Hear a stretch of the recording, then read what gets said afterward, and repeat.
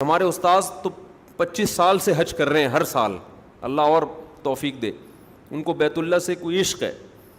کہتے ہیں میں نے یہاں حج کرتے ہوئے سعودی عرب کے بادشاہ کو بھی دیکھا ہے، عراق کے صدام حسین کو بھی دیکھا ہے، وہ بھی 2 لنگیوں میں آیا تھا. صدام حسین کیا تھا، ایک نیچے چادر اور ایک لنگی.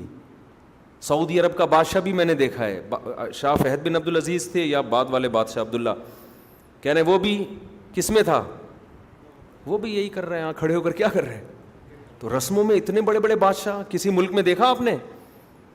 عراق کا بادشاہ بھی آ رہا ہے، کویت کا بادشاہ بھی آ رہا ہے، لیبیا کا صدر بھی آ رہا ہے، مصر کا صدر بھی آ رہا ہے، پاکستان کا وزیر اعظم صدر بھی جا رہا ہے، چیف آف آرمی بھی جا رہا ہے، پیغمبر بھی جا رہے ہیں، صحابہ بھی جا رہے ہیں، تابعین بھی جا رہے ہیں، ابو حنیفہ بھی گئے، امام حضرت حسین بھی گئے، حضرت حسن بھی گئے، امام بخاری بھی گئے، امام مسلم بھی گئے. کہاں کہاں سے. اب تو آسان ہو گیا، پہلے تو بھائی سال سال لگتا تھا بیت اللہ پہنچنے میں.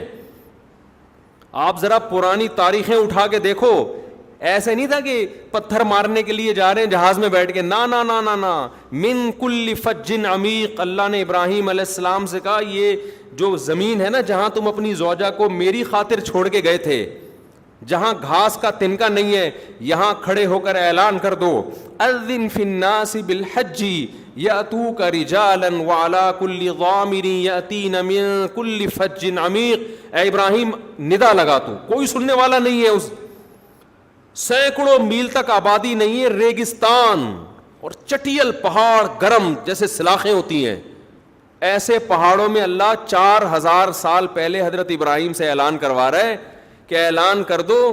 اس کا نتیجہ یہ نکلے گا کہ لوگ پیدل بھی آئیں گے اس گھر کی زیارت کے لیے، ریگستانوں کا سفر کر کے. لوگ اونٹوں پر بھی آئیں گے، اور کمزور اونٹوں پر. کمزور کیوں؟ اونٹ جب اپنے ملکوں سے چلے تھے تگڑے تھے، چلتے چلتے یہاں تک پہنچتے پہنچتے اونٹ بھی کیا ہو جائیں گے، لاغر. من کل فج عمیق، ہر نشیب و فراز کو عبور کر کے سمندروں کے راستے. تو کیسے بھائی یہ کوئی رسم ہے؟ جنگلوں کو طے کرتے آئے ہیں، سمندروں میں 4 مہینے سمندروں میں. آپ کو پتہ ہے دنیا کے بعض ملک کیسے آباد ہوئے ہیں؟ حاجیوں کا پورا گروپ سمندر میں نکلا تھا، راستے کیا ہو گیا، گم. اور وہ سمندر کسی کہیں کنارے جا کے لگا، اب حاجیوں کو پتہ ہی نہیں کہاں جانا ہے، وہیں ایک ملک آباد ہو گیا، وہی لوگ رہ گئے حاجی. اور پہلے جب حاجی گھر سے جاتا تھا نا تو ایسے نہیں ہوتا تھا کہ میں اگلی فلائٹ سے 15 دن میں 2 ہفتے بعد ٹھیک واپس پہنچ رہا ہوں. اپنا خیال رکھنا، وہاں جا کے بھی گھر والوں سے رابطے میں، اور گھر میں کیا پک رہا ہے. میں تو تھا نا وہاں، فیملی والے لوگ سارے، اور بیگم آج تم نے یہ انڈے آلو پکائے ہیں، اچھا میں آؤں گا تو میرے لیے یہ پکا کے رکھنا. تو اتنا ایسا ہو گیا ہے. پہلے نہیں ہوتا تھا. پہلے جب حاجی گھر سے باہر نکلتا تھا تو 50% واپسی کا چانس ہے، 50% کیا ہے، موت. ڈاکو بھی لوٹ سکتے ہیں، قحط بھی ہو سکتا ہے، وبائیں پھوٹتی تھیں. اب تو ویکسین ہر آدمی ٹیکے لگا کے، انجیکشن میں بیماریاں بھر کے نا کہ بھئی یہاں نکال کے جا جو کچھ بھی ہے، وہاں نہیں کھانسنا جا کے منہ پہ. پہلے تو بیماریاں، کتنے لوگ مر گئے. اور جب ریگستانوں کو کراس کر کے بیت اللہ پہنچتے تھے چیخیں نکل جاتی تھی لوگوں کی. ایسا جذبہ تھا لوگوں میں، کیونکہ مشقت تھی تو اللہ نے جذبے بھی زیادہ رکھے تھے پھر لوگوں کے. تو اب بھی مشکل ہے، اب بھی آسان نہیں ہے. اب جو لوگ سمجھتے ہیں نا کہ حج بہت آسان ہے، اب تو جاؤ 5 دن حج میں تیل نکل جاتا ہے انسان کا. وہ جو منی اور مزدلفہ احرام کی حالت میں، اور پھر طواف زیارت، وہ آپ یوٹیوب پہ طواف زیارت ذرا لکھ کے سرچ تو کریں، کیونکہ 3 دن کے اندر سارے حاجیوں نے طواف کرنا ہے. ایسے چپک کے لوگ چل رہے ہوتے ہیں. آسان نہیں ہے آج بھی، کیونکہ اب مشکل اس لیے ہو گیا کہ لائف بہت لگژری ہو گئی ہے. تو اب اللہ نے یہ سہولتوں میں ہی وہ ٹینشن رکھ دی ہے. ہمارے ساتھ جو ایک مولانا تھے، عالم تھے، انہوں نے بتایا کہ ایسا بھی ہوا یہاں پہ کہ لوگ آئے، احرام باندھ لیا، عرفہ سے پہلے گھر چلے گئے کہ ہمارے اندر ہمت نہیں ہے حج کرنے کی. ایسے بدبخت لوگ بھی ہیں کہ بھئی ہمارے اندر ہمت نہیں ہے، بھئی یہ تو بہت ٹینشن کا کام ہے. تو تبھی تو بھاگنے کی کر رہے ہوتے ہیں لوگ جلدی جلدی. تو رسم ہے یہ، دنیا میں کہیں اتنی مہنگی رسم نہیں ہوتی، اور جس میں کوئی انٹرٹینمنٹ نہیں ہے. ایک احرام میں جب انسان اتارتا ہے اتنا سکون ملتا ہے، اپنے شلوار قمیض میں آ گیا بھائی. تو یہ کیا سکھایا جا رہا ہے؟ غلامی. کیا سکھایا جا رہا ہے؟ غلام ہو، پیسہ خرچ کرو اور اللہ نے دھمکی کتنی بڑی دی ہے جو حج نہ کرے.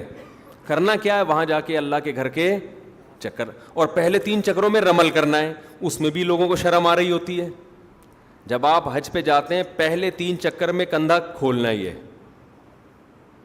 اب جس کی طبیعت میں حیا بہت زیادہ ہے اس کے لیے کندھا کھولنا آسان نہیں ہے. کہہ رہے یار اللہ 2 چادریں پہنا دی, اسی پہ مشکل ہو رہا. اللہ کیا کہہ رہا ہے؟ یہ کندھا کھولو اور پھر پہلوانوں کی طرح اچک اچک کے چلو 3 چکروں میں.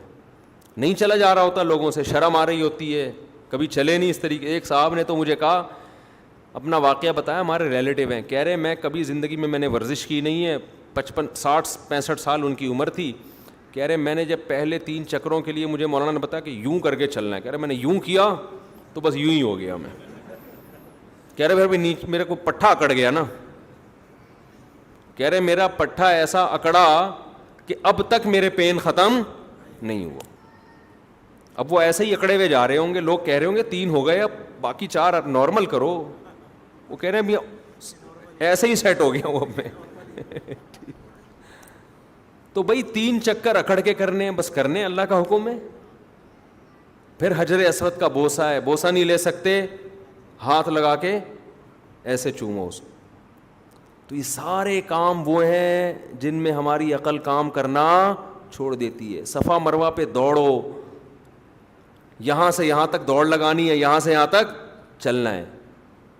جنرل باجوہ بھی کر رہا ہے, وہی ضیاء الحق بھی کر رہا ہے, جنرل مشرف نے بھی کیا, زرداری صاحب نے حج کیا نہیں کیا مجھے نہیں پتا, وہ بھی کر رہے ہیں. بلاول بھٹو جائے گا, اللہ توفیق دے, اگر چلا گیا ہو تو اللہ قبول کرے, نہیں گیا ہو تو اللہ لے جائے, شاید اس کے بعد کچھ ملک کے حالات اچھے ہو جائیں. تو سب نے یہ کرنا ہے. امام بخاری گئے انہوں نے بھی یہ کیا, امام مسلم گئے انہوں نے بھی صفا مروہ پہ دوڑ لگائی ہے. کیسے لگ رہے ہوں گے امام بخاری دوڑتے ہوئے جا رہے ہیں بھائی, امام ابو حنیفہ دوڑتے ہوئے جا رہے ہیں, ابو بکر صدیق دوڑتے ہوئے جا رہے ہیں, حضرت عمر دوڑتے ہوئے جا رہے ہیں, پیغمبر صلی اللہ علیہ وسلم دوڑتے ہوئے جا رہے ہیں. تو کیا ہے اسلام, کیا سکھانا چاہتا ہے؟ عبودیت, تم کس کے غلام ہو؟ اللہ کے. اس کے بغیر آپ کی نیکی دنیا قبول کرے گی, اللہ قبول نہیں کرے گا. تو میں بتا رہا تھا غیر مسلم اس پہ اعتراض کرے گا, بھائی یہ اتنا پیسہ یار تم خرچ کر کے جاتے ہو, یہ اپنی کنٹری میں لگا دو, یہ بیوہ کو دے دو, یہ فلانے کو دے دو. ہم کہیں گے بھائی پہلے کس کا حق ہے؟ ہم تو بیوہ پہ خرچ بھی کس کے کہنے سے کرتے ہیں؟ اللہ نے کہا ہے.